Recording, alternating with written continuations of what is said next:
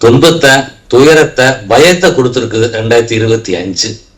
ஏன்னா அவங்க ஆட்சிக்கு வந்த பொய்யான வாக்குறுதி 525 வாக்குறுதியை சொல்லி நாங்கள் முதல் கையெழுத்து நீட்டுக்கு எதிரான கையெழுத்தாக இருக்க நீட்டை நாங்கள் ஒழிப்போம்னு சொன்னாங்க. கல்வி கடன் ரத்துனாங்க. பெட்ரோல் டீசல் விலையை குறைப்போம்னாங்க. நகையை பேங்க்ல இருக்க நகையை நாங்கள் திருப்பி தருவோம்னாங்க. இப்படி பல்வேறு பொய்களை சொல்லி ஆட்சிக்கு வந்தாங்க.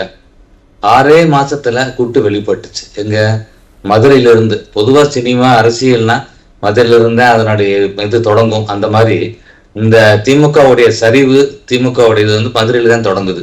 பிடிஆர்பி தியாகராஜன் அமைச்சர் அவர் மனசாட்சி பேசினது சமூக வலைதளங்கள்ல வந்தது.